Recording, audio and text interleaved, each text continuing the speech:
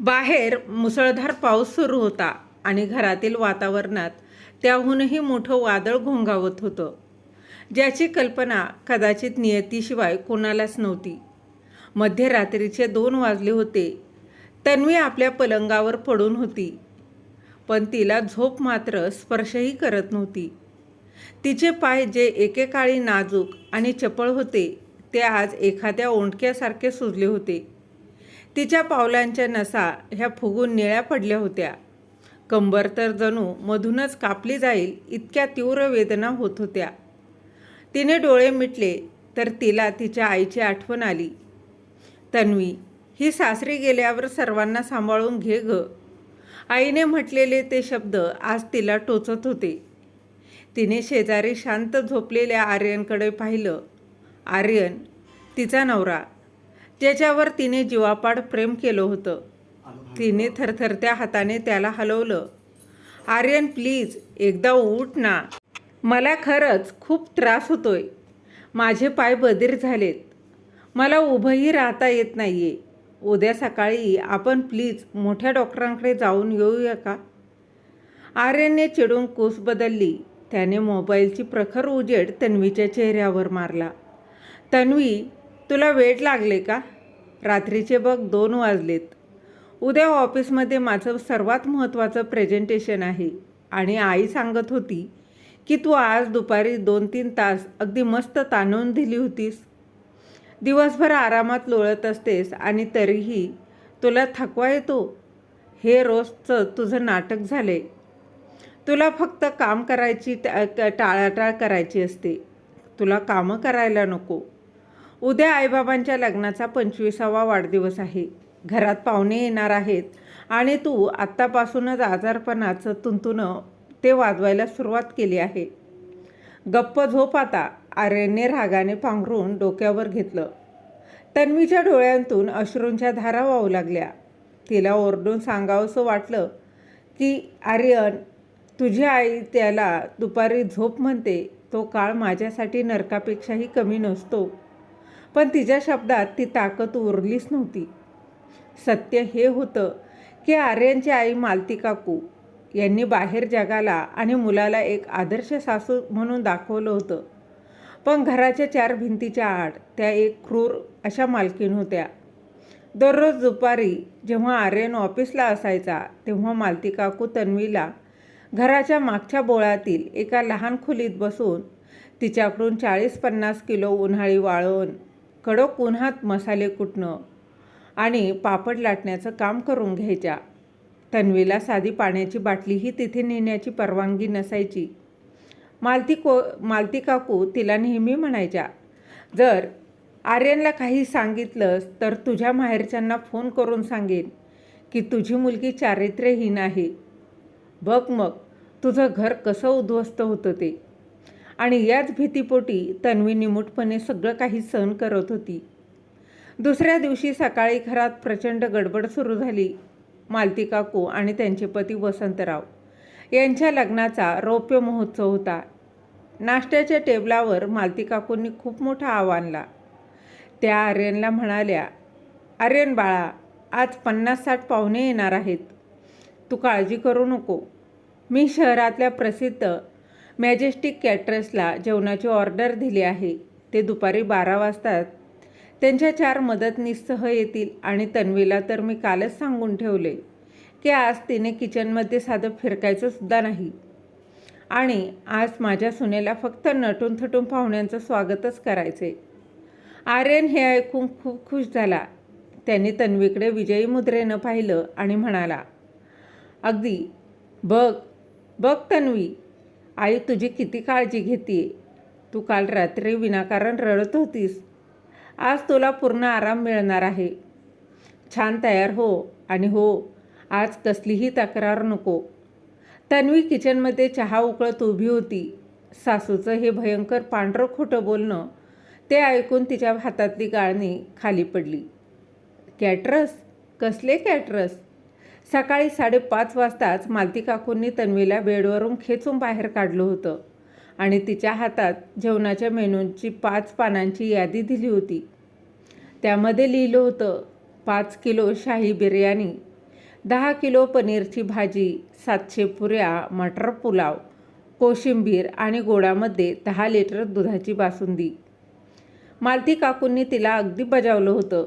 कॅटरसचं नाटक मी फक्त आर्यनला शांत ठेवण्यासाठी केलंय. पण जर तू चुकूनही कोणासमोर तोंड उघडलंस तर तुझ्या आईला आजच अटॅक येईल अशी बातमी तिच्या कानावर घालीन. आता गपचूप कामाला लाग. आर्यन ऑफिसला गेला आणि घराचा दरवाजा बंद होताच मालती काकूंचा मुखवटा गळून पडला. त्या हॉलमध्ये AC लावून सोफ्यावर पाय पसरून बसल्या. तन्वीने किचनमध्ये पाऊल ठेवलं तेव्हा तिथे उष्णतेच्या प्रचंड लाट होती.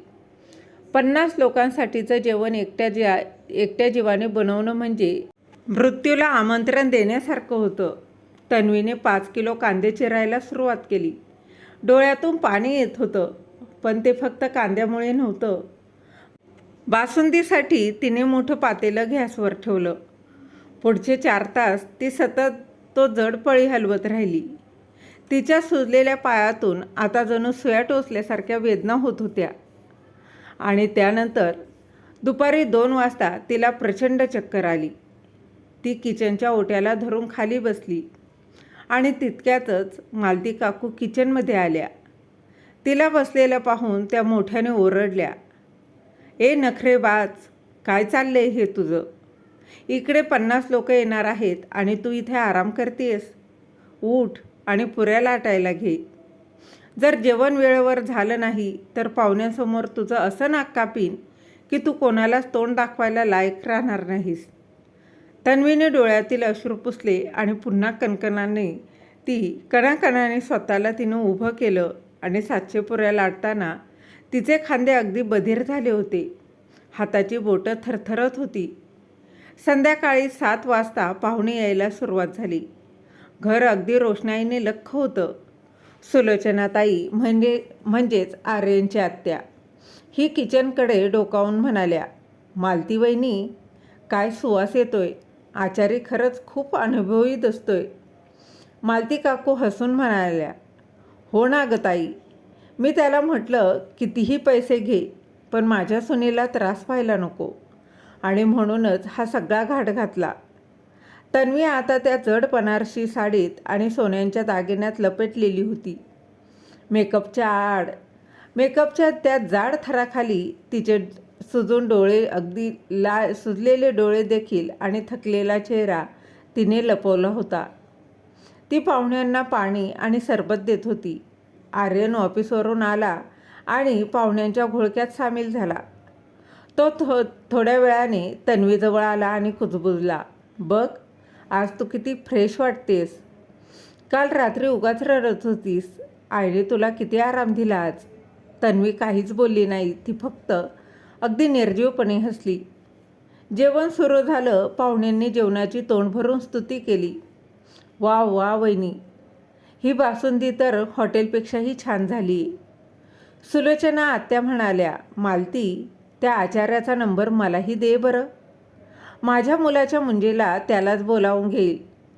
मालती काकूंनी मिश्किलपणे हसून उत्तर दिलं, "अगं ताई, तो आचारी खूप श्रीमंत आहे. तो सहजासहजी कुणाकडे जात नाही.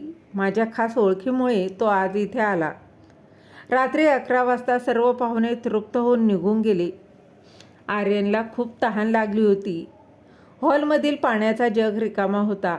त्याने विचार केला की नेहाला त्रास देण्यापेक्षा आपणच किचनमध्ये जाऊन पाणी घेऊया. आणि तो हळू पावलांनी किचनच्या दिशेने गेला आणि तिथे जे दृश्य त्यानं पाहिलं होतं ते पाहून तो जागच्या जागी थिजून गेला. किचनमध्ये कुठलाही आचारी नव्हता. तिथे फक्त घामाच्या थारोळ्यात भिजलेली तन्वी होती. तिने ती जड साडी बदलली होती आणि ती आता एका साध्या सुती साडीत होती. किचनच्या फरशीवर पिठाचे ढीग, भाजीपाल्याचे देठ आणि खरकट्या भांड्यांचा डोंगर लागला होता. पण सगळ्यात भयानक दृश्य हे होतं की तन्वी एका लहान स्टूलवर बसून पाहुण्यांच्या ताटात ओरलेली खरकटी बासुंदी आणि एक तुटलेली पुरी डोळ्यात पाणी आणून ती खात होती. तिचे पाय इतके सुजले होते की तिच्या चपलेच्या फिती तिच्या मांसात रोतल्या होत्या. तितक्यात मालती काकू मागून आल्या त्यांना आर्यन तिथे उभा आहे हे दिसलं नाही. त्या तन्वीकडे जोरजोरात ओरडल्या, अगदी कडाडल्या. अगं महाराणी, इथे काय मेजवानी झोडतीयस तू? बाहेर पाहुण्यांची 50 भांडी कोण घासणार? मी तुला 20,000 रुपये दिले होते कॅटरर्सचे म्हणून. ते गपचूप माझ्या कपाटात परत ठेव आणि ही सगळी भांडी घासून काढ. आणि लक्षात ठेव, उद्या सकाळी 7 वाजता मला गरम चहा आणि उपमा हवा आहे. जर उशीर झाला तर आर्यनला सांगेन की तू रात्री माहेरच्यांशी तासनतास बोलत बसली होतीस आणि म्हणूनच कामं झाली नाहीत. आता लवकरच हात चालव आणि लवकर लवकर कामं करून घे. आई, आर्यनचा तो गरजणारा आवाज ऐकून मालती काकूंच्या हातातली पाण्याची बाटली धाडकन खाली पडली. त्या दचकून मागे वळल्या. समोर आर्यन उभा होता. त्याचे डोळे रागाने लालबुंद झाले होते आणि शरीराची थरथर होत होती. आर्यन पुढे आला आणि त्याने मालती काकूंच्या हातातली ती पाकिट खेचलं. आई, हे काय आहे? तू मला म्हणालीस की तू कॅटरर्सवाल्यांना पैसे दिले आहेस. मग हे पैसे तुझ्याकडे कसे? आणि किचनमध्ये आचारी कुठे आहे? मालती काकूंची बोबडीच वळली. आर्यन बाळा, तो आचारी घाईघाईत निघून गेला म्हणून तर तन्वी भांडी घासते. खोटं बोलू नकोस आई, आर्यन ओरडला. त्याने आपला मोबाईल काढला आणि स्क्रीन आईच्या समोर धरली. मी घराच्या हॉलमध्ये आणि किचनमध्ये गुप्त कॅमेरे लावले होते, कारण मला गेल्या काही दिवसापासून तन्वीच्या वागण्यावर संशय येत होता. पण मला वाटत होतं की तन्वी काहीतरी लपवते. मला हे माहीत नव्हतं की माझी स्वतःची आई इतकी क्रूर असू शकते.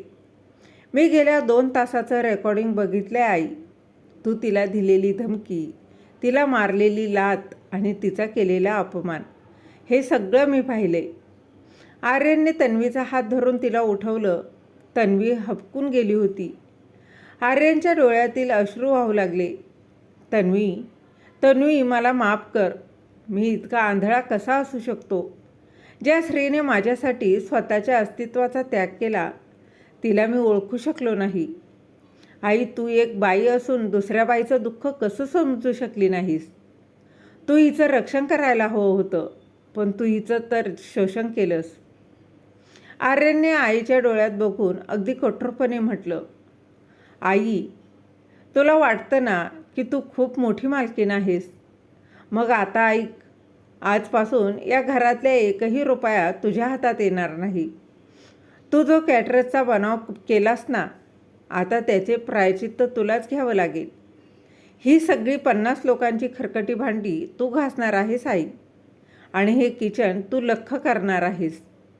जर उद्या सकाळी मला किचनमध्ये थोडीही घाण दिसली तर मी आजच तन्वीला घेऊन हे घर सोडून जाईल आणि पुन्हा कधीच तुझं तोंडही बघणार नाही. मालती काकू सुन्न होऊन जमिनीवर बसल्या. त्यांचा खोटा अहंकार, त्यांचा रुबाब आणि त्यांच्या खोट्या प्रतिष्ठेचा तो डोलारा अगदी एका क्षणात कोसळला गेला. आर्यनने तन्वीला अलगत उचललं आणि तिच्या खोलीत नेलं. त्याने कोमट पाणी आणलं आणि स्वतःच्या हाताने तिचे पाय धुतले. तिच्या सुजलेल्या पायांना तो हलक्या हाताने दाबू लागला. तन्वी फक्त रडत होती, पण आज तिच्या अश्रूंमध्ये वेदना नव्हती, तर एक प्रकारची मुक्ती होती. पुढचे 2 महिने आर्यनने तन्वीची अगदी पूर्ण छान अशी सेवा केली. त्याने तिला सर्वोत्तम डॉक्टरांकडे नेलं.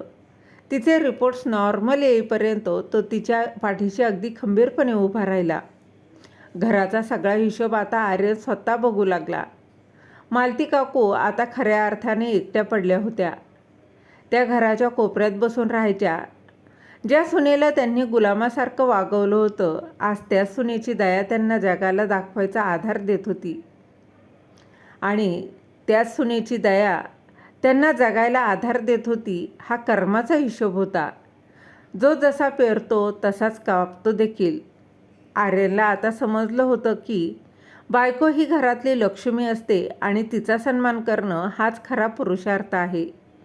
तन्वीला तिचं घर, तिचा नवरा आणि तिचा हरवलेला स्वाभिमान परत मिळाला होता. तर मग मित्र आणि मैत्रिणींनो, तुम्हाला ही कथा कशी वाटली?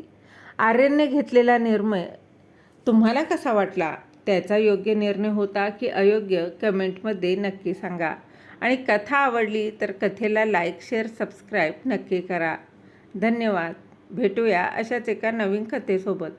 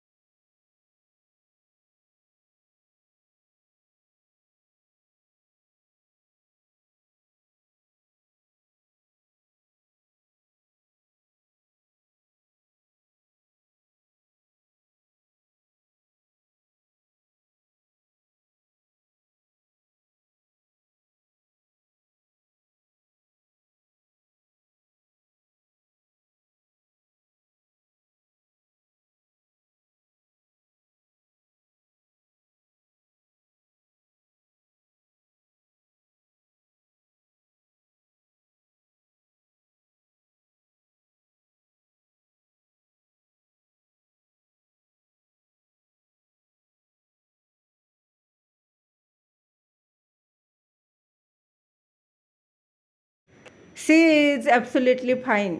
तिला आई होण्यात कसलीही अडचण नाही आहे.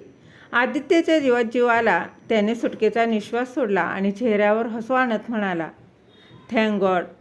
म्हणजे ती उगीच स्वतःला दोष देत होती. मग डॉक्टर, नक्की प्रॉब्लेम तरी काय आहे? आपण काही औषधं सुरू करायची का? डॉक्टर समीरने दुसरी फाईल उघडली. ती आदित्यची होती. केबिनमध्ये अचानक एक भयंकर शांतता पसरली. आदित्य, प्रॉब्लेम स्नेहामध्ये नाही आहे, प्रॉब्लेम तुमच्यात आहे. हे वाक्य ऐकताच आदित्यच्या चेहऱ्यावरचे भावच गोठले. त्याच्या कानांवर त्याला विश्वास बसेना. माझ्यात? म्हणजे काय म्हणायचे तुम्हाला डॉक्टर? डॉक्टरांनी डोळ्यावरचा चष्मा काढला आणि पुढे झुकून अतिशय थंड पण अंगावर काटा आणणाऱ्या आवाजात सांगायला सुरुवात केली. आदित्य, तुमच्या मेडिकल हिस्ट्रीमध्ये तुम्ही एका मोठ्या ॲक्सिडेंटचा उल्लेख केला आहे. काही वर्षापूर्वी लोणावळ्याला दरीत पडला होतात तुम्ही, बरोबर ना? आदित्यने यंत्रासारखी मान डोलावली. त्याचा घसा सुकायला लागला होता. त्या अपघातात तुमच्या कमरेच्या खालच्या भागाला जो भयंकर मार लागला होता त्याने तुमची हाडं तर जुळली आदित्य, पण तुमच्या प्रायव्हेट नर्वस कायमचा डॅमेज झाला आहे. आजवर तुम्हाला याचा त्रास जाणवला नाही कारण तुमचं रुटीन नॉर्मल होतं. पण तुमचे टेस्ट रिझल्ट सांगतायत की तुमच्यात काउंट पूर्णपणे 0 आहे आणि तो वाढण्याची कोणतीही म्हणजे अगदी 1% शक्यता नाही आहे. डॉक्टर 1 सेकंद थांबले आणि त्यांनी तो शेवटचा खिळा आदित्यच्या मर्मावर ठोकला. I am very sorry Aditya, पण वैद्यकीय सत्य हेच आहे की तुम्ही आता या जन्मात कधीच बाप बनू शकणार नाही. कधीच बाप बनू शकणार नाही हे शब्द आदित्यच्या कानावर एखाद्या बॉम्बसारखे फुटले.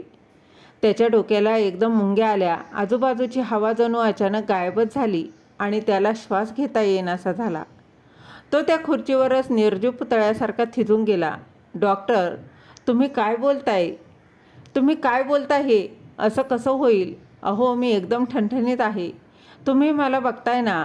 अहो, माझा बिझनेस, माझं सगळं नॉर्मल आहे. तुम्ही परत एकदा मला चेक करा ना. प्लीज डॉक्टर, कुठेतरी काहीतरी चूक झाली असेल.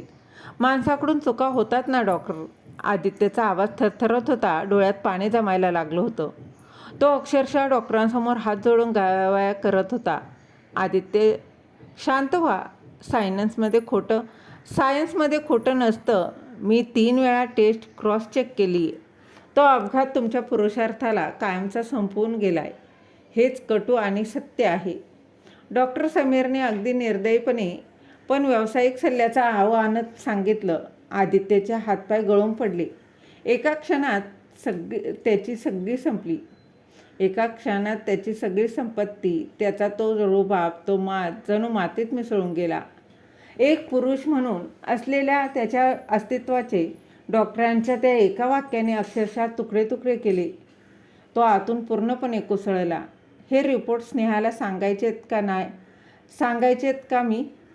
त्याला बोलावू का? डॉक्टरांनी विचारलं. नाही. आदित्य जवळजवळ ओरडलाच. नाही डॉक्टर, तिला काहीही सांगू नका. माझी आई मरेल होय ऐकून. मी बघेन काय करायचं ते. आदित्यने थरथरत्या हातांनी ती फाईल हातात घेतली. ती फाईल त्याला एखाद्या जळत्या निखाऱ्यासारखे वाटत होती. तो क्लिनिकमधून बाहेर पडला पण त्याचे पाय जमिनीवर नव्हते. तो कसा तरी चालत गाडीपर्यंत पोहोचला. गाडीत बसल्यावर त्याने दरवाजा लॉक केले आणि स्टेअरिंगवर डोकं ठेवून असा काही हंबरडा फोडला जो आजवर त्याने आयुष्यात कधीच फोडला नव्हता. त्या बंद गाडीत तो एखाद्या लहान मुलासारखा ओक्सामोक्षी रडत होता. अरे देवा, हे काय केलंस तू माझ्यासोबत? त्यापेक्षा मला त्या दरीतच का नाही मारून टाकलंस? हा असा अर्धवट कुचकामी पुरुष म्हणून जगण्यापेक्षा मरण आलेलं परवडलं असतं मला. तो स्वतःच्या छातीवर बुके मारून रडत होता आणि त्याच्या डोळ्यासमोर आईचा चेहरा आला. आई, जी रोज उठून बिचाऱ्या सुनेला वांझोटी म्हणून टोमणे मारत होती. अगं आई, तुझी सून वांझोटी नाही आहे. तुझा पोटचा गोळाच या जगाला वारस द्यायला नालायक ठरलाय. काय तोंड दाखवू मी आता समाजाला? काय सांगू स्नेहाला? घरी स्नेहा त्याची वाट बघत होती पण आदित्यला आता तिच्या डोळ्यात डोळे घालून बघण्याची हिंमत होत नव्हती. ती बिचारी स्वतःला दोष देत होती, रडत होती आणि खरा गुन्हेगार तर मी आहे. माझ्यामुळे तिचं मातृत्व हिरावलं जातंय. या अपराधीपणाच्या भावनेने आदित्यला आतून अक्षरशः जाळून राख केलं. त्याचा पुरुषार्थ, त्याचा आत्मविश्वास, सगळं काही त्या एका खोट्या मेडिकल रिपोर्टने हिरावून घेतलं होतं. पण बिचाऱ्या आदित्यला कुठे माहीत होतं की हा रिपोर्ट म्हणजे स्नेहा आणि त्या डॉक्टरने रचलेला एक भयंकर कट होता. स्वतःला सावरत त्याने डोळे पुसले. तो रिपोर्ट त्याने गाडीच्या डॅशबोर्डजवळ लपवून ठेवला आणि आजपासून त्याला एक भयंकर नाटक करावं लागणार होतं. स्वतःच्या कमकुवतपणाचं ओझं छातीवर बाळगून जगासमोर हसण्याचं नाटक, जे त्याच्या जीवावर उठणार होतं. गाडी चालू असताना त्याचे हात अजूनही थरथरत होते आणि डोळ्यातून अश्रूंच्या धारा काही केल्या थांबत नव्हत्या. डॅशबोर्डमध्ये तो खोटा रिपोर्ट लपवून जेव्हा आदित्य घरी पोहोचला तेव्हा तो आतून अगदी पूर्णपणे उद्ध्वस्त झाला होता. त्याच्या पायात त्राण उरला नव्हता. घरात पाऊल ठेवताच देवघरातून येणारा अगरबत्तीचा वास आणि रुक्मिणीबाईंची चालू असलेली बडबड त्याच्या कानावर पडली. अगं, नुसते देवाऱ्यात दिवे लावून आणि उपवास करून काय उपयोग? ज्या घरात खेळायला तान्हुलं नाही त्या घराला स्मशानाची अवकळा येते. माझ्या मैत्रिणींच्या सुना आता दुसरी बाळंतपणं करतायत आणि इथे पहिलीचंच मारामार. रुक्मिणीबाईंचे हे शब्द दररोजचेच होते, पण आज ते आदित्यच्या काळजाला जिवंत डागण्यात देत होते. आणि कारण आज त्याला सत्य माहीत होतं. आजवर तो स्नेहाची बाजू घेत होता, पण आता त्याला कळून चुकलं होतं की यात स्नेहाचा कोणताच दोष नाही. दोष त्याच्या स्वतःच्या रक्तात, त्याच्या पुरुषार्थात आहे. पुढचे काही महिने आदित्यसाठी एखाद्या जिवंत नरकासारखे गेले. त्याने स्नेहापासून स्वतःला पूर्णपणे तोडून घेतलं. तो तिच्याशी नीट बोलेनासा झाला. रात्री उशिरापर्यंत ऑफिसमध्येच बसून राहायचा आणि घरी आला तरी सोफ्यावरच झोपायचा. स्नेहाने या परिस्थितीचा पुरेपूर फायदा उचलला. तिने आदित्यसमोर रडण्याचं आणि सासूबाईंचे टोमणे निमूटपणे ऐकून घेण्याचं नाटक अधिकच रंगवलं. बिचारा आदित्य. स्नेहाचे ते खोटे अश्रू पाहून त्याला स्वतःचीच शिसारी यायची. माझ्यासारख्या एका अपूर्ण आणि कुचकामी माणसामुळे या निष्पाप मुलीचं आयुष्य बर्बाद होतंय. तिला आई व्हायचंय, पण माझ्यामुळे ती कधीच आई बनू शकणार नाही आणि समाजाचे टोमणे मात्र तिला खावे लागतायत. या अपराधी भावनेतून तो आतून पोखरला गेला आणि अखेर एक दिवस आदित्यने एक अत्यंत कठोर निर्णय घेतला. त्याने स्नेहाला घटस्फोट देण्याचं ठरवलं. स्नेहा, आपण वेगळंच झालेलं बरं. एका रात्री अत्यंत जड अंतकरणाने आदित्यने तिला सांगितलं. स्नेहाने आश्चर्याचा आणि दुःखाचा देखावा करत टाहू फुडला. का आदित्य, काय चूक झाली आहे माझी? मी नाही राहू शकत तुमच्या विना. नका ना मला असं सोडून जाऊ. पण आदित्य ठाम होता. नाही स्नेहा, माझ्या आईचा त्रास तुला सहन होत नाहीये आणि मला तुझी ही रोजची घुसमट बघवत देखील नाही. तू मुक्त आहेस.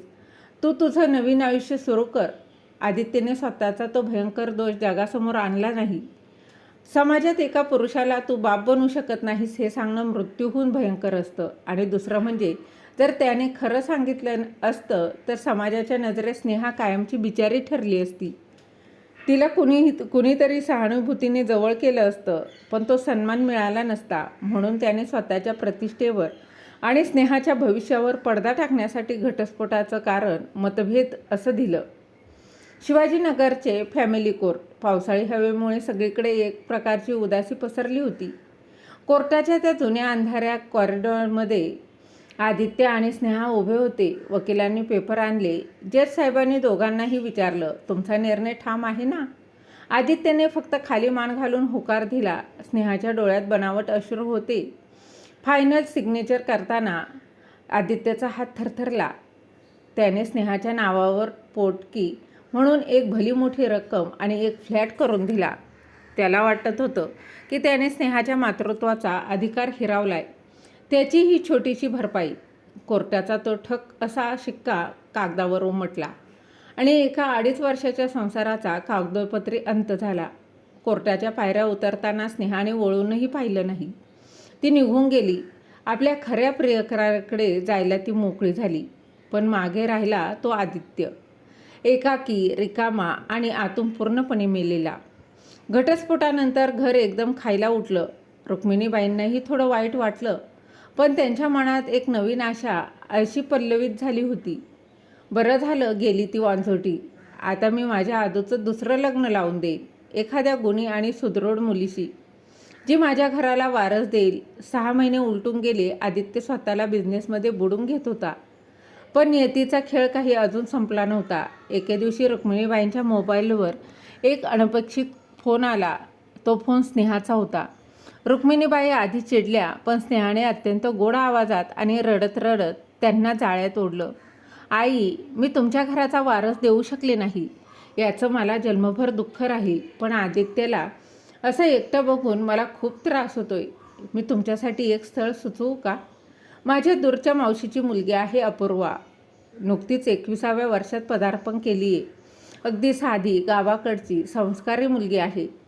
ती तुमच्या घराचं नक्कीच गोकुळ करेल. स्नेहाचा हा डाव अत्यंत भयंकर होता.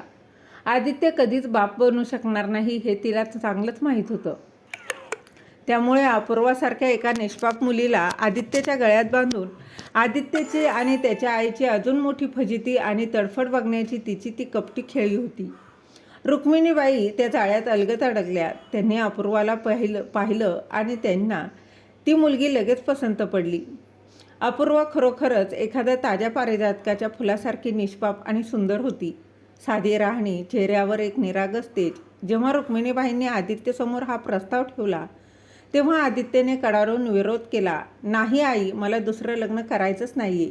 मी नाही करू शकत कोणाशीही लग्न. त्याच्या मनात विचार होता की मी अपूर्ण आहे, तर मी दुसऱ्या एका निष्पाप मुलीचं आयुष्य का बरबाद करू? पण आईने हट्टच धरला. तिने जेवण सोडलं. रडून रडून घर अगदी डोक्यावर घेतलं. माझा शेवटचा श्वास बघायचा असेल तर नाही म्हण. नाहीच म्हण आदू. मला वंशाचा दिवा हवा आहे. मला मरण शांततेने येऊ दे रे बाबा. आईच्या त्या भावनिक ब्लॅकमेलसमोर आदित्य हतबल झाला. त्याने स्वतःच्या नशिबाला दोष देत मान खाली घातली आणि जड अंतकरणाने अपूर्वाशी लग्न करायला होकार दिला. पुण्यातील एका छोट्याशा मंदिरात मोजक्याच नातेवाईकांच्या उपस्थितीत आदित्य आणि अपूर्वाचं लग्न अगदी थाटामाटात पार पडलं. अपूर्वाच्या डोळ्यात एका श्रीमंत आणि चांगल्या घरात पडल्याचा आनंद होता, तर आदित्यच्या डोळ्यात एका भयंकर अपराधीपणाची छटा होती. अपूर्वाचा गृहप्रवेश दारात धान्याचं माप ठेवलं होतं. अपूर्वाने लाल रंगाची भरजरी नऊवारी साडी नेसली. नाकात नथ, कपाळावर चंद्रकोर, हिरवा चुडा आणि पायातल्या पैंजणाचा तो छुमछुम आवाज. रुक्मिणीबाईंनी तिची आरती केली. ये पोरी, उजवं पाऊल पुढे टाकून माप ओलांड आणि लक्ष्मीसारखी घरात ये. या घराला आता तुझ्याच कुशीत वारस मिळू दे. रुक्मिणीबाईंच्या या शब्दांवर अपूर्वा लाजली, पण आदित्यच्या अंगावर मात्र काटा आला. अपूर्वाने हळूच पायाच्या अंगठ्याने धान्याचं माप ढकललं आणि तांदूळ उंबरठ्याच्या आत सांडले आणि तिने घरात पहिलं पाऊल टाकलं. तिच्या पायांच्या ठशांवरून चालताना आदित्यला असं वाटत होतं जणू तो एका कोवळ्या मुलीला फसवून तिच्या आयुष्याची राख रांगोळी करायला घेऊन आलाय. त्या रात्री सजलेल्या बेडरूममध्ये अपूर्वा एका नव्या नवलाईने नव्या संसाराच्या स्वप्नांची डोळे मिटून अगदी आनंदाने वाट पाहत होती. ते देखील आदित्यची वाट पाहत बसली होती. पण आदित्य खिडकीबाहेर शून्यात नजर लावून उभा होता. त्याच्या मनात एकच विचार सुरू होता, ही निष्पाप मुलगी एका अशा घरात आली आहे जिथे तिला प्रेमाचा बहर कधीच मिळणार नाही. मी एक वाळवंट आहे आणि ही बिचारी एका वाळवंटात पावसाची अपेक्षा घेऊन आली आहे. पण आदित्यला कुठे माहीत होतं की या वाळवंटात असा काही पाऊस पडणार होता जो त्याच्या संशयाच्या आणि रागाच्या वणव्याला अधिकच भडकावून देणार होता. घरात अपूर्वाच्या रूपाने साक्षात लक्ष्मी चालून आली होती. तिचं ते साधं सोजवळ रूप, बोलण्यातही आपुलकी आणि मोठ्यांचा आदर करण्याची तिची पद्धत, यामुळे अवघ्या काही दिवसातच तिने रुक्मिणीबाईंचं मन अगदी जिंकून घेतलं होतं. घरातल्या कामात ती एखाद्या सुगरणीसारखी राबायची. सकाळी लवकर उठून सडा रांगोळी करण्यापासून ते रात्री आदित्यची वाट बघत जागी राहण्यापर्यंत तिने स्वतःला या संसारात पूर्णपणे झोकून दिलं होतं. पण या सगळ्या बदल्यात तिला आदित्यकडून काय मिळत होतं? फक्त एक कोरडेपणा आणि दुरावा. आदित्य तिच्याशी कधीच मनमोकळा बोलत नसे. ऑफिसमधून आल्यावर तो लॅपटॉपमध्ये डोकं खूपसून बसायचा. अपूर्वाने प्रेमाने चहा किंवा जेवणाचं ताट आणून दिलं तरी तो तिच्याकडे नजर वर करूनही पाहत नसायचा. रात्री बेडरूममध्ये तो पाठी मारून झोपायचा. अपूर्वा अगदीच लहान होती, जेमतेम 21 वर्षाची. तिला वाटायचं की पहिल्या पत्नीशी घटस्फोट झाल्यामुळे आदित्य अजूनही त्या धक्क्यातून सावरला नसेल, किंवा बिझनेसचं खूप मोठं टेन्शन असेल. हळूहळू सगळं काही ठीक होईल, माझा नवरा एक दिवस नक्की माझ्यावर प्रेम करेल, या आशेवर ती बिचारी रोज सकाळी उठायची. लग्नानंतर नवरा बायको म्हणून जे काही शारीरिक संबंध आले होते तेही आदित्यने केवळ एका यंत्रासारखे कसलीही भावना न ठेवता निभावले होते. कारण त्याला वाटत होतं की माझ्या या मृत शरीराचा आणि कुचकामी पुरुषार्थाचा या कोवळ्या मुलीला काय उपयोग. लग्नाला आता 5-6 महिने उलटून गेले होते. पावसाचे दिवस संपून पुण्यात आता थंडीची चाहूल लागली होती. असाच एक दिवस आदित्य ऑफिसमध्ये एका मोठ्या मीटिंगमध्ये अडकला होता. मीटिंग संपून डोक्याला हात लावून तो संध्याकाळी थकून घरी आला. त्याने घराचा दरवाजा उघडला आणि समोरच दृश्य पाहून तो थोडा थबकलाच. घरातला देवारा फुलांनी सजवला होता. रुक्मिणीबाईंच्या चेहऱ्यावरचा आनंद गगनात मावत नव्हता. त्या आदित्यला पाहताच घाईघाईने पुढे आल्या आणि त्यांनी चक्क आदित्यच्या तोंडात एक पेढा कोंबला. अरे आदू, पेढा खा रे बाबा. आज माझ्या घरात साक्षात परमेश्वराने कृपा केली. माझ्या कुळाचा उद्धार झाला बघ. आपली अपूर्वा गरोदर आहे. देवाने अखेर माझी हाक ऐकली रे. रुक्मिणीबाईंचे हे शब्द एखाद्या सुरीसारखे आदित्यच्या कानावर पडले. अपूर्वा गरोदर आहे, अपूर्वा गरोदर आहे, हे 3 शब्द त्याच्या मेंदूत एखाद्या बॉम्बसारखे फुटले. त्याच्या तोंडातला तो गोड पेढा अचानक त्याला कडू विषासारखा वाटू लागला. हातातील लॅपटॉपची बॅग त्याच्याही नकळत खाली सटकली. त्याच्या डोळ्यासमोर डॉक्टर समीरच्या केबिनमधलं ते दृश्य लख्खपणे उभं राहिलं. तुमच्या नसा कायमच्या डॅमेज झाल्या आहेत. तुमच्यात स्पर्म काउंट पूर्णपणे 0 आहे.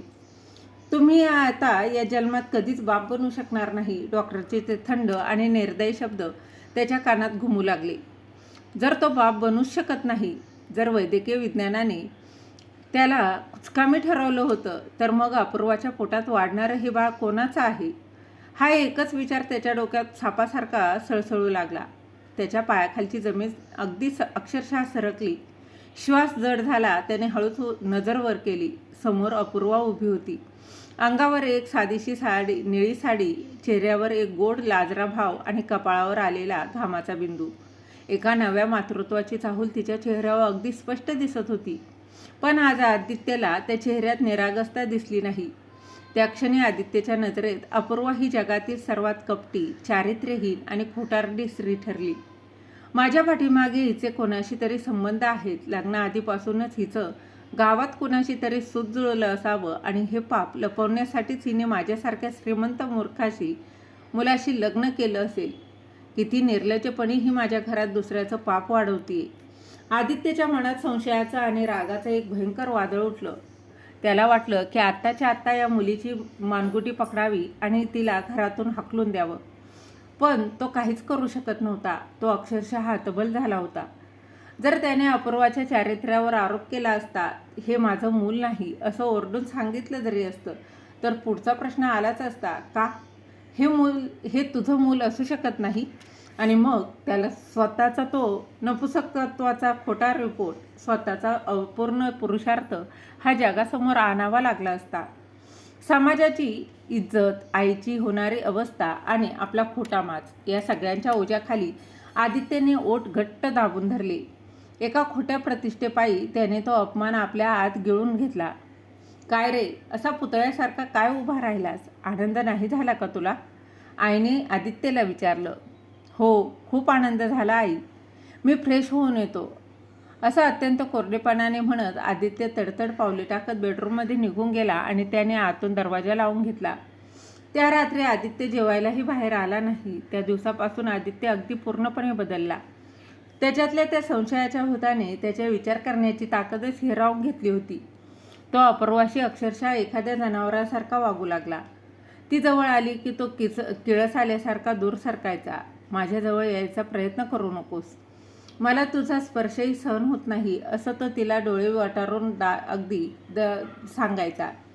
अपूर्वा बिचारू गोंधळून गेली. गरोदरपणात एका स्त्रीला आपल्या नवऱ्याच्या आधाराची, त्याच्या प्रेमाची आणि लाडाची सर्वात जास्त गरज असते. पण इथे लाड तर दूरच, तिला आदित्यचा फक्त तिरस्कार आणि शिव्या मिळत होत्या.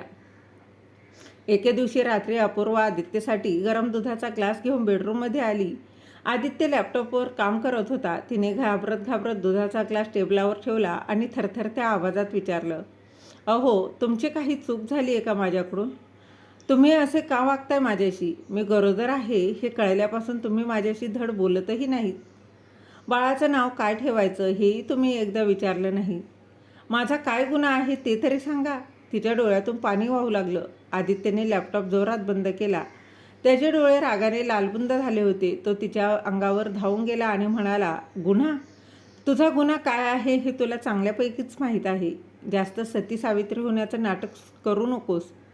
जे काही चालू आहे ते निमूटपणे सहन कर. या घरात तुला राणीसारखं राहायला मिळतंय ना, तेवढ्यावर गप्प राहा.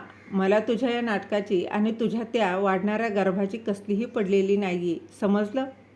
अपूर्वा घाबरून 2 पावलं मागे सरकली. आदित्यने ते जहाल शब्द तिच्या काळजाला घरे पाडून गेले. तुझ्या त्या वाढणाऱ्या गर्भाची हे शब्द ऐकून ती आतून पूर्णपणे तुटली. ती रोज रात्री उशीत तोंड खुपसून हमसून हमसून रडायची. माझ्या नवऱ्याला माझं बाळ नको आहे का? त्याच्या मनात असं काय चाललंय जे मला सांगतच नाहीयेत? हा प्रश्न तिला रात्रंदिवस सतावत होता. रुक्मिणीबाईंना वाटायचं की बिझनेसच्या टेन्शनमुळे आदित्य चिडचिड करतोय.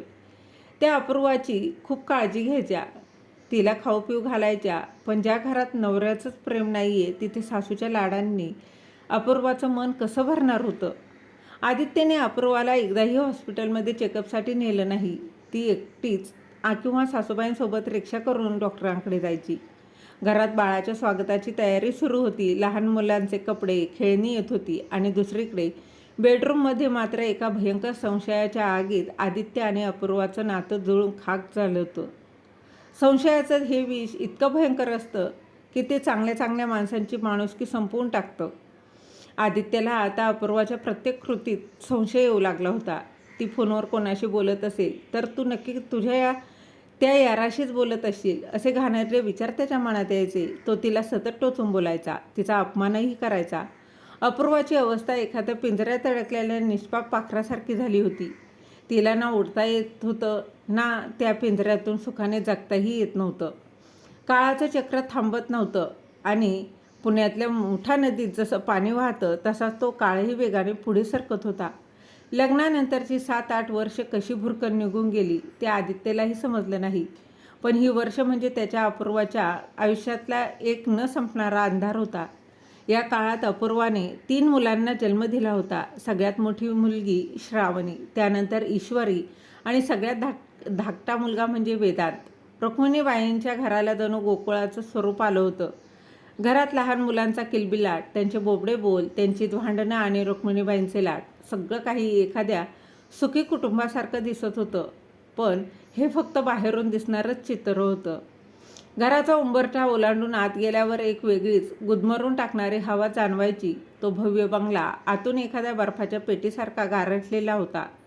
कारण त्या घराचा कर्ता पुरुष आदित्य स्वतःच्याच घरात एका परक्या माणसासारखा वावरत होता. आदित्यचा बिझनेस आता खूप मोठा झाला होता. पैशांची अक्षरशः रास लागली. बाहेरच्या जगात तो एक यशस्वी आणि रुबाबदार उद्योजक होता. लोक त्याच्याकडे आदराने बघायचे, त्याच्या बिझनेसचं सेन्सचं कौतुक करायचे. पण जेव्हा तो संध्याकाळी आपली मर्सिडीज गाडी घेऊन घराच्या गेटसमोर मध्ये शिरायचा तेव्हा त्याचा चेहरा एखाद्या गुन्हेगारासारखा काळवंडलेला असायचा. बाबा आले, बाबा आले असं ओरडत जेव्हा 5 वर्षाची ईश्वरी आणि 8 वर्षाची श्रावणी धावत गेटवर यायच्या तेव्हा आदित्यच्या कपाळावर आठ्या पडायच्या. बाजूला व्हा, गाडी खाली याल, जा घरात जाऊन बसा, मला त्रास देऊ नका असं अत्यंत कोरडेपणाने ओरडून तो त्यांना हाकलून द्यायचा. बिचाऱ्या मुली घाबरून मागे सरकायच्या. त्यांचे निरागस चेहरे उतरून जायचे. त्यांना कळायचंच नाही की बाबा आपल्यावर इतर बाबांसारखं प्रेम का करत नाहीत, आपल्याला कडेवर का घेत नाहीत. आदित्य गाडीतून उतरून थेट आपल्या स्टडी रूममध्ये निघून जायचा. दरवाजा आतून लावून घ्यायचा आणि रात्री जेवणाच्या वेळेपर्यंत बाहेर यायचा नाही. अपूर्वा बिचारी स्वयंपाकघरात डोळ्यात पाणी आणून काम करत असायची. अपूर्वा, अगं काय हे, पोरींना असं का ओरडला तो? आल्या आल्या कसलं ऑफिसचं टेन्शन असतं एवढं? रुक्मिणीबाई विचारायच्या. अपूर्वा पदराने डोळे पुसत म्हणायची, नाही नाही आई, काही नाही आई, ऑफिसमध्ये काम जास्त असेल, तुम्ही मुलांना जेवायला वाढा, मी त्यांच्यासाठी ताट ताट तयार करते. रात्रीच्या जेवणाच्या टेबलावरची शांतता तर एखाद्या स्मशानासारखी असायची. आदित्य कोणाशीच एक चकार शब्दही बोलत नसायचा. तो नुसता ताटातल्या अन्नाशी खेळत असायचा आणि चोरट्या नजरेने त्या 3 मुलांकडे पाहायचा. ही माझी मुलं नाहीतच, ही कुण्या भलत्याचेच बापाची पोरं आहेत. कोणत्या तरी बापाची पापं आहेत जी मला पोसावी लागतायत. ही अपूर्वा एवढी साधीभोळी दिसते, पण हिच्यासारखीच नीच बाई जगात नसेल. माझ्या आचारपणाचा, माझ्या नपुसकत्वाचा फायदा घेऊन हिने बाहेर कोणाशी तरी संबंध ठेवले आणि ही 3ही मुलं माझ्या गळ्यात मारली. आणि मी एका नामर्दासारखा हे सगळं निमूटपणे सहन करतोय, फक्त समाजाच्या भीतीने आणि आईच्या खोट्या सुखासाठी. असे विषारी विचार त्याच्या मेंदूतून काही केल्या जात नव्हते. रात्रंदिवस थैथयाट करायचे. तो आतून अक्षरशः जळून खाक झाला होता. त्याला अपूर्वाचा इतका राग यायचा की वाटायचं आत्ताच्या आत्ता तिची मानगुटी पकडून तिला घराबाहेर हाकलून द्यावं. पण तो आपला स्वतःचा खोटा रिपोर्ट आणि आपला तथाकथित दोष जगासमोर आणायला घाबरत होता. मी बाप बनू शकत नाही हे सत्य जगासमोर आलं तर लोक माझ्यावर हसतील, माझी इज्जत जाईल, हा खोटा अहंकार त्याला गप्प बसायला भाग पाडत होता. एके दिवशी रविवारची सुट्टी होती. आदित्य हॉलमध्ये सोफ्यावर बसून लॅपटॉपवर काम करत होता. छोटा वेदांत, तो आता जेमतेम 3 वर्षाचा होता. तो रांगत रांगत आदित्यच्या पायाजवळ आला. त्याने आपल्या बोबड्या बोलात आदित्यच्या पॅन्टला ओढत म्हणालं, बाबा बाबा, मला घोडा खेळायचे, बाबा उचल ना. वेदांतने आपले चमुकले हात आदित्यच्या दिशेने पसरले आणि कोणत्याही बापाचं काळीज या दृश्याने विरघळून जाईल. पण आदित्यच्या डोळ्यात संतापाची आग पेटली आणि हा कोणाचा तरी घाणेरडा अंश मला बाबा म्हणतोय या विचाराने तो इतका चवताळला की त्याने वेदांतला अगदी झेडकारून दिलं. तो दूर हो माझ्यापासून अपूर्वा कुठे मेलीस? घेऊन जा या पोराला इथून, मला डिस्टर्ब करू नकोस म्हणावं. आदित्यच्या त्या जोराच्या झटकण्याने वेदांत खाली पडला आणि जोरजोरात रडायला लागला. अपूर्वा किचनमधून धावतच बाहेर आली. तिने पटकन वेदांतला छातीशी कवटाळलं. अहो काय करताय तुम्ही? लहान लेकरू आहे ते, त्याला काय कळतंय? तुम्ही त्याच्यावर का राग काढताय? अपूर्वा हुंदके देत ओरडली. आणि मग त्याला समजावून सांग की माझ्या वाटेला जायचं नाही आणि तू पण माझ्या डोळ्यासमोर येऊ नका. तुम्ही कोणीही माझा श्वास कोंडतोय या घरात. आदित्य दात खात म्हणाला आणि लॅपटॉप घेऊन धडधड पावले टाकत बेडरूममध्ये निघून गेला. अपूर्वा तिथेच खाली बसून रडू लागली. श्रावणी आणि ईश्वरी घाबरून एका कोपऱ्यात उभ्या होत्या. श्रावणीने जवळ येऊन अपूर्वाच्या डोळ्यातले अश्रू पुसले. आई तू रडू नकोस ना, बाबा खूप वाईट आहेत ग. ते आपल्यावर प्रेमच करत नाही. माझ्या मैत्रिणींचे बाबा बघ, त्यांना बागेत नेतात, चॉकलेट्स आणतात. आपले बाबा आपल्याला जवळ का घेत नाहीत गाई? श्रावणीच्या त्या निरागस प्रश्नावर अपूर्वाकडे काहीच उत्तर नव्हतं. ती फक्त त्या मुलींच्या कुशीत घेऊन त्यांना रडत होती. माझा काय गुन्हा आहे देवा? मी या घरासाठी, या माणसांसाठी माझं सर्वस्व अर्पण केलं, पण मला फक्त तिरस्कार आणि शिव्या मिळत आहेत. मी अशी कोणती चूक केली आहे की माझ्या नशिबात असा नवरा आलाय? रात्री बेडरूममध्ये अपूर्वा आदित्यला जाब विचारायचा प्रयत्न करायची. अहो तुम्हाला माझी काही चूक वाटत असेल तर मला शिक्षा द्या ना, पण त्या लहान जीवांचा काय दोष? ते तुमच्याच रक्ताचे गोळे आहेत ना, मग तुम्ही त्यांच्याशी असं परक्यासारखं का वागता? माझे रक्ताचे गोळे? हां. आदित्य एक अतिशय कुस्तिक आणि भयानक हसू हसला. सती सावित्रीचं नाटक माझ्यासमोर करू नकोस अपूर्वा. मला सगळं माहीत आहे.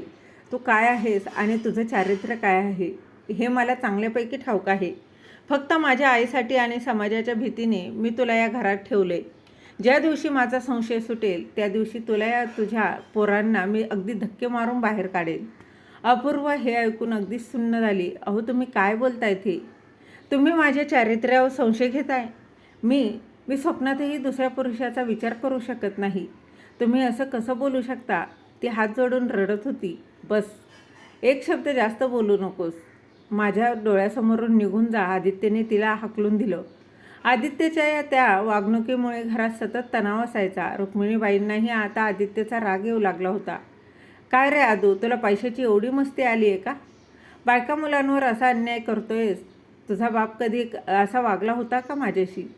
नाही ना. मग आदित्य कोणाचंच ऐकण्याच्या मनस्थितीत नव्हता.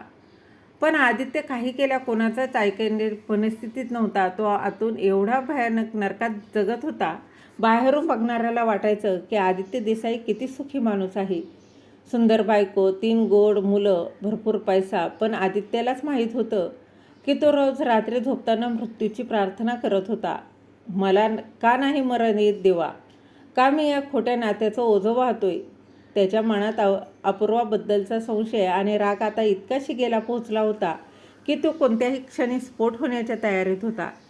तो एका भयंकर नैराश्याच्या गर्तेत अडकला होता. तणावाच्या आणि संशयाच्या त्या भयानक गर्तेत आदित्यची 8-9 वर्ष कशी तरी निघून गेली. घरात 3 मुलं, वाढणारा बिझनेस आणि बँक बॅलन्स हे सगळं असूनही आदित्य आतून पूर्णपणे पोकळ झाला होता. अपूर्व आणि मुलांवरचा त्याचा राग आता त्याच्या नसानसात भिनला होता. रोज सकाळी उठून एका चारित्र्यहीन स्त्रीला आपली पत्नी म्हणायचं आणि दुसऱ्या कुणाच्या तरी मुलांना आपलं नाव द्यायचं, या कल्पनेने त्याला स्वतःची शेजारी यायची. एके दिवशी संध्याकाळी आदित्य ऑफिसमध्ये बसला होता. पुण्यात बाहेर जोरात पाऊस कोसळत होता. खिडकीच्या काचांवरून ओघळणारे पाण्याचे थेंब आणि आत केबिनमधली तीच शांतता. आदित्य शून्यात नजर लावून बसला होता. अचानक त्याच्या टेबलावरचा मोबाईल वाजला. स्क्रीनवर एक अनोळखी नंबर चमकला होता. आदित्यने कंटाळून फोन उचलला. Hello, Aditya Desai speaking. Hello Aditya, ओळखलं का मला? समोरून एक ओळखीचा पण खूप वर्षानंतर ऐकलेला आवाज आला. तो आवाज ऐकताच आदित्यच्या पाठीतून एक थंड शिरशिरी गेली. तो आवाज स्नेहाचा होता. त्याची पहिली पत्नी स्नेहा.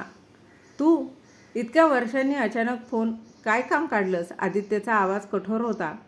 आदित्य, मला माहीत आहे तू माझ्यावर चिडली आहेस. मला माहीत आहे तू माझ्यावर चिडली असशील, पण मला तुला एकदा भेटायचं आहे. खूप महत्त्वाचं काम आहे. आत्ताच येऊ आणि काम आहे, तुझ्या आयुष्याशी संबंधित आहे. आत्ताच येऊ शकशील का? मी तुला माझ्या घरचं लोकेशन पाठवते. आदित्यला काहीच कळेना. ही अचानक का भेटायला बोलवते आणि माझ्या आयुष्याशी संबंधित काम काय असू शकेल? त्याच्या मनात 100 प्रश्न उभे राहिले. रागाच्या भरात त्याने फोन कट केला. पण पुढच्या सेकंदाला मोबाईलवर एक लोकेशन आलं. ते कोथरूडमधल्या एका पॉश सोसायटीचं लोकेशन होतं. काहीतरी भयंकर असणार याची पुसटशी जाणीव आदित्यला आली आणि आदित्यला जशी जाणीव झाली त्याने गाडीची चावी घेतली आणि तो तडक त्या लोकेशनच्या दिशेने निघाला. पावसात गाडी चालवताना त्याचे विचार चक्रावत होते. ही बाई काय नाटक घेऊन आली आहे आता? मला पैसे मागायला तर नाही ना बोलवते? लोकेशनवर पोचल्यावर आदित्यने गाडी पार्क केली आणि तो लिफ्टने 4थ्या मजल्यावर गेला. बेल वाजवतच दरवाजा उघडला. समोर स्नेहा उभी होती. ती आता पूर्वीपेक्षा खूप मॉडर्न आणि रुबाबदार दिसत होती. अंगावर महागडे कपडे, गळ्यात मंगळसूत्र. ये आदित्य, आते, तिने हसून स्वागत केलं. आदित्य साशंक नजरेने आत गेला. फ्लॅट खूप मोठा आणि आलिशान होता. तो हॉलमध्ये जाऊन सोफ्यावर बसला. बोल स्नेहा, काय काम आहे आणि हे कोणाचं घर आहे? हे घर माझं घर आहे आदित्य, आणि माझ्या नवऱ्याचं. स्नेहाने अगदी शांतपणे उत्तर दिलं. नवऱ्याचं? म्हणजे तू दुसरं लग्न केलंस? बरं झालं. पण मला इथे का बोलावलंयस? त्याचं उत्तर तुला माझा नवराच देईल.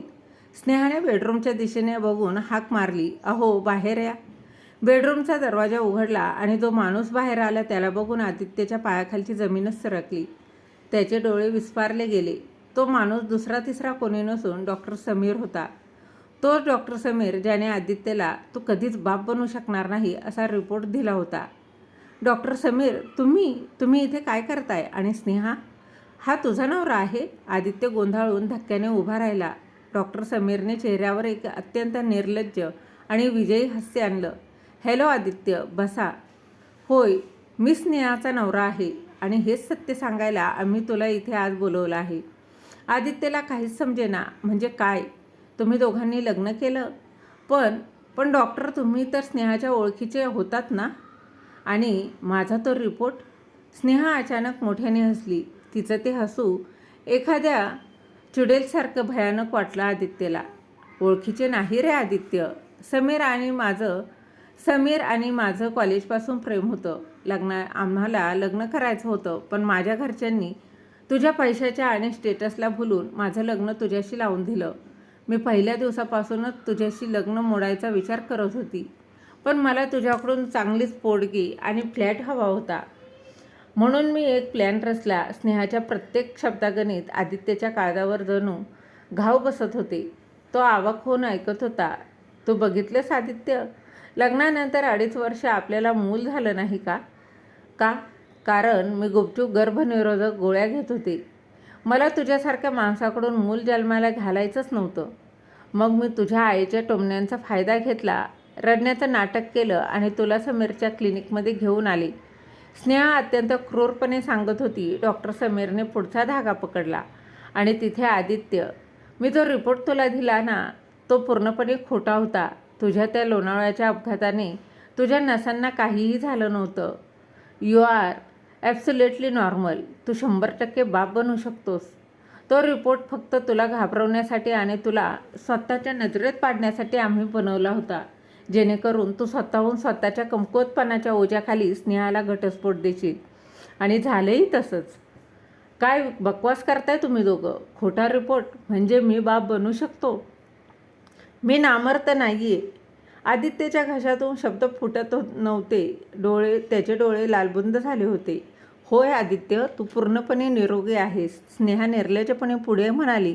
आणि ऐक, मीच माझ्या मावशीची मुलगी अपूर्वा हिला तुझ्या गळ्यात बांधलं. मला बघायचं होतं की स्वतःला नपुसक समजणारा तू जेव्हा अपूर्वा गरोदर राहील तेव्हा काय करशील.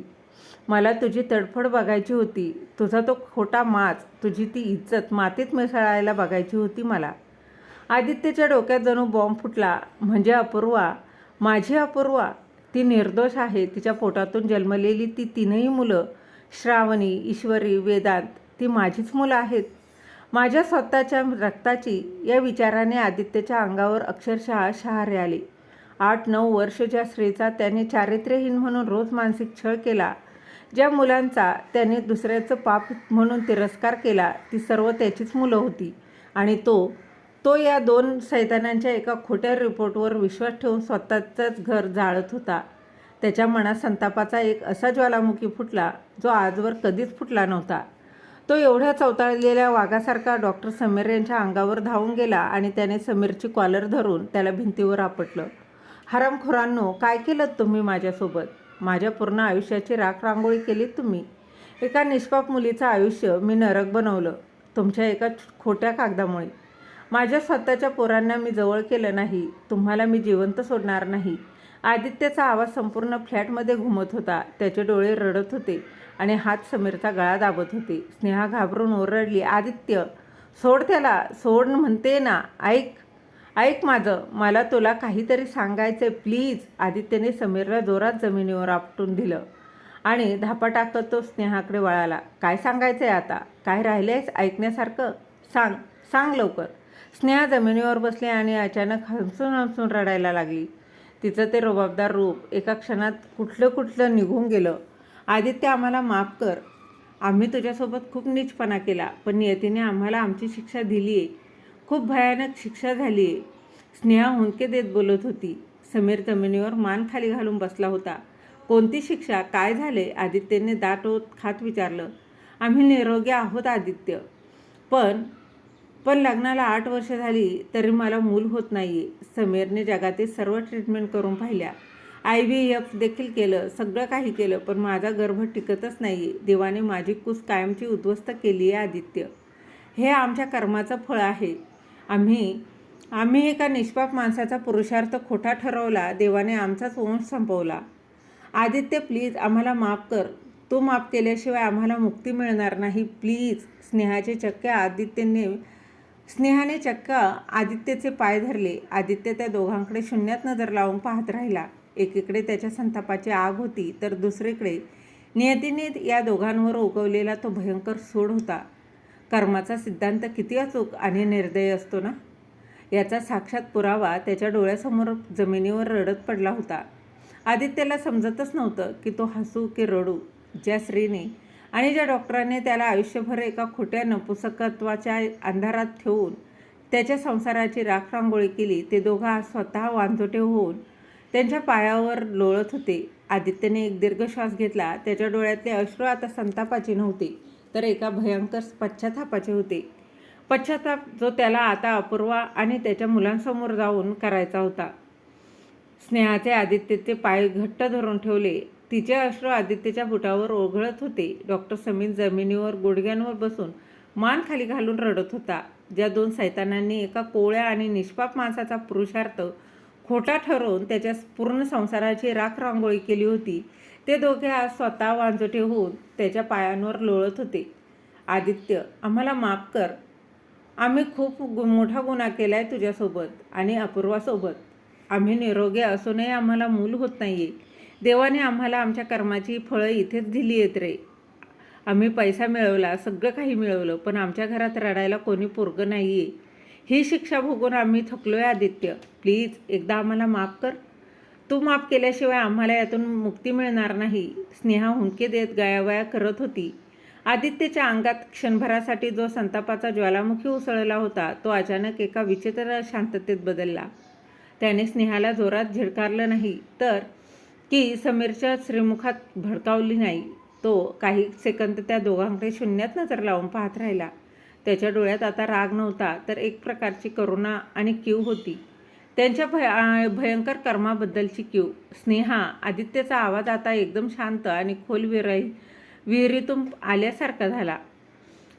तुम्ही जे माझ्यासोबत केलं ते कोणत्याही माणसाने आपल्या शत्रूसोबतही करू नये. तुम्ही माझ्या पुरुषार्थातच मारून टाकला होता. मी 8-9 वर्ष एका भयानक नरकात जगलो. रोज रात्री स्वतःला शिव्या घालायच्या, स्वतःला नामर्द समजून कुढत होतो आणि त्यातूनही भयानक पाप म्हणजे मी एका निष्पाप मुलीचं, अपूर्वाचं आयुष्य उद्ध्वस्त केलं. जिने मला देव मानलं, तिच्या चारित्र्यावर मी संशय घेतला. माझ्या स्वतःच्या पोरांना मी दुसऱ्याचं पाप म्हणून लाथाडलं. आदित्यच्या डोळ्यातून खळखळा अश्रू वाहू लागले. त्याचा गळा दाटून आला. मी तुम्हाला माफ करावं? नाही स्नेहा, तो अधिकार मला नाही. तुम्हाला तुमच्या कर्माने आधीच शिक्षा दिली आहे. देवाची काठी आवाज करत नाही, पण ती जेव्हा पडते तेव्हा असाच वंश संपवून टाकते. तुम्ही मला फसवून जो फ्लॅट आणि पोटगी घेतली, त्या पैशावर आता मजा करा, पण लक्षात ठेवा, त्या पैशाचा आनंद लुटायला तुमच्या घरात कुणीच वारसदार नसेल. हाच तुमच्या कर्माचा न्याय आहे. आदित्यने एक शेवटचा तिरस्काराचा कटाक्ष त्यांच्यावर टाकला आणि तो ताडकन वळून दरवाजाच्या बाहेर पडला. त्याने मागे वळूनही पाहिलं नाही. तो धापा टाकत पार्किंगमध्ये आला. त्याने गाडी चालू केली आणि भरधाव वेगाने घराच्या दिशेने निघाला. बाहेर पाऊस अजूनही कोसळत होता, पण आदित्यच्या मनातला संशयाचा आणि रागाचा तो भयंकर पाऊस आज कायमचा थांबला होता. त्याच्या छातीवरचं 8 वर्षाचं ते अवाढव्य ओझं एका क्षणात आता वितळून गेलं होतं. मी बाप बनू शकतो. मी नामर्द नाही आहे. श्रावणी, ईश्वरी, वेदांत, ती माझीच पोरं आहेत. माझ्या स्वतःच्या रक्ताची, माझ्याच अंशाची. या एका विचाराने आदित्यच्या नसानसात एक नवी ऊर्जा, एक नवा जन्म दिल्याची भावना अगदी सळसळू लागली. स्टेअरिंगवर हात आपटून तो वेड्यासारखा हसत होता आणि दुसऱ्या क्षणी ओक्सामोक्षी रडतही होता. अपूर्वा, माझी सती सावित्री अपूर्वा, किती निर्दोष होती ती. आणि मी एका जनावरासारखं वागलो तिच्याशी. तिने मला 3 वर्ष 3 छान मुलं दिली आणि मी तिला फक्त काटेच दिली. ती 3 फुलं देत होती. आज मी तिचे पाय धरून माफी मागेल. गाडी घराच्या गेटवर शिरली. आदित्य धावतच आत गेला. घरात शांतता होती. रुक्मिणीबाई देवघरात बसल्या होत्या. आदित्यने इकडे तिकडे पाहिलं आणि तो थेट बेडरूमच्या दिशेने धावला. बेडरूमचा दरवाजा अर्धा उघडा होता. आतलं दृश्य पाहून आदित्यच्या काळजाचं पाणी झालं. अपूर्वा जमिनीवर बसली होती. तिच्या मांडीवर छोटा वेदांत झोपला होता आणि श्रावणी, ईश्वरी तिच्या बाजूला कुशीत शिरून झोपल्या होत्या. अपूर्वाचे डोळे लाल झाले होते. गालावरून ओघळून अश्रू अजूनही थांबले नव्हते. ती एका हाताने पोराच्या पाठीवर हात फिरवत शून्यात बघत होती. अपूर्वा, आदित्याचा आवाज हुंदक्यांनी फाटला. अपूर्वाने दचकून वर पाहिलं. आदित्यला अशा अवस्थेत बघून ती घाबरली. आता हे परत मला आणि पोरांना मारायला आलेत की काय, या भीतीने तिने वेदांतला घट्ट कुशीत धरलं आणि दोन्ही मुलींना स्वतःच्या पाठीमागे लपवण्याचा प्रयत्न केला. पण आदित्य रागाने पुढे आला नाही. तो धावतच पुढे गेला आणि चक्क अपूर्वाच्या पायावर कोसळला. अपूर्वा, मला माफ कर. मी खूप मोठा पापी आहे. मी सैतान आहे अपूर्वा. आदित्य अगदी जोरजोरात रडत अपूर्वाचे पाय घट्ट धरून हंबरडा फोडत होता. अपूर्वा सुन्न झाली. तिला काहीच समजेना. जो नवरा 8 वर्ष तिच्या सावलीचाही तिरस्कार करत होता, तो आज चक्क तिचे पाय धरून रडत होता. अहो, हे काय करताय तुम्ही? उठा. तुम्हाला काय झालंय? कोणी काही बोललं का तुम्हाला? अपूर्वा घाबरून त्याला उठवण्याचा प्रयत्न करू लागली. आदित्य उठला आणि त्याने अपूर्वाला एका झटक्यात आपल्या घट्ट मिठीत घेतलं. 8 वर्षात पहिल्यांदाच एका नवऱ्याने आपल्या बायकोला दिलेली ती पहिली प्रेमाची आणि हक्काची मिठी होती. अपूर्वाच्या अंगावर काटा आला. तिचेही बांध फुटले. आता ती त्याच्या खांद्यावर डोकं ठेवून रडू लागली. आदित्यने तिला स्नेहाने व डॉक्टर समीरने रचलेलं ते भयंकर कट अगदी सगळा स्पष्ट सांगितला. खोटा नपुसकतेचा रिपोर्ट आणि त्यामुळे त्याच्या मनात झालेल्या संशयाचं विष सगळं काही सविस्तरपणे सांगितलं. अपूर्वा, मी स्वतःलाच नामर्द समजून बसलो होतो. मला वाटलं मी तुला कधीच सुख देऊ शकत नाही आणि जेव्हा तू गरोदर राहिलीस तेव्हा मला वाटलं की ही मुलं माझी नाही आहेत. पण खरं तर तो माझा खुळेपणा होता. तुझ्यासारख्या देवीवर मी संशय घेतला. मी तुझ्या मातृत्वाचा अपमान केला. मला शिक्षा दे अपूर्वा. मला तुझ्या पायाशी मारून टाक, पण मला सोडून जाऊ नको. ही मुलं माझीच आहेत, माझा अंश आहेत. आदित्य लहान मुलांसारखा तिच्या पदराने आपले डोळे पुसत होता. अपूर्वाला आता सगळा उलगडा झाला होता. माझ्या नवऱ्याने माझ्यावर संशय घेतला, पण तो त्याचा दोष नव्हता. त्यांना त्या 2 सैतानांनी एका भयंकर मानसिक अंधारात ढकललं होतं. अपूर्वाचं ते मोठं संस्कारी मन आदित्यच्या त्या एका खऱ्याखुऱ्या पश्चातापाने विघळून गेलं होतं. तिने आदित्यचे हातात घेतले आणि म्हणाली, अहो, जे झालं ते विसरून जा. तो एक भयानक स्वप्नाचा काळ होता, जो आता संपलाय. तुम्ही माझे देव आहात. मी तुमच्यावर कधीच रागावू शकत नाही. आणि ही मुलं तुमचीच आहेत, तुमचीच सावली आहेत. आदित्यने खाली बसून वेदांतला, जो आता जागा झाला होता, त्याला अलगद उचलून आपल्या छातीशी घट्ट कवटाळलं. त्याच्या गालाचे कपाळाचे भरभरा मुके घेतले. माझा पट्ट्या, माझा वाघ आहे हा. मला माफ कर रे बाळा. तुझ्या बाबाने तुला कधीच जवळ घेतलं नाही. आदित्य रडत रडत वेदांतला कुरवाळत होता. श्रावणी आणि ईश्वरी हे सगळं बघून घाबरून बाजूला उभ्या होत्या. आदित्यने हात पसरले आणि हाक मारली, ए श्रावणी, ईशू, या इकडे माझ्या लेकींनो. तुमच्या बापाला माफ करा ग. दोन्ही मुली धावत आल्या आणि त्यांनी आदित्याला घट्ट मिठी मारली. बाबा, तुम्ही आता आमच्यावर रागावणार नाही ना? श्रावणीने अगदी निरागसपणे विचारलं. कधीच नाही बेटा. आता तुमचे बाबा तुम्हाला सोडून कुठेच जाणार नाहीत. आपण खूप एन्जॉय करूया, खूप भारी खेळूया. आदित्यने त्यांना आपल्या दोन्ही कुशीत सामावून घेतलं. रुक्मिणीबाई देवघरातून धावतच बेडरूममध्ये आल्या आणि हे दृश्य बघून त्यांच्या डोळ्यात आनंद अश्रू तरळले. माझ्या घरात आज खरी दिवाळी आली आहे. माझ्या पांडुरंगाने माझी हाक ऐकली, त्या पदराने डोळे पुसत म्हणाले. त्या रात्री आदित्यने अपूर्वाच्या मांडीवर डोकं ठेवून अत्यंत शांतपणे झोप काढली. 8 वर्षाच्या त्या भयानक वनवासानंतर आज खऱ्या अर्थाने त्याच्या संसाराला एक सुंदर पालवी फुटली होती. संशयाचं विष कायमचं नष्ट झालं होतं आणि तिथे प्रेमाचा, विश्वासाचा एक गोड झरा वाहू लागला होता.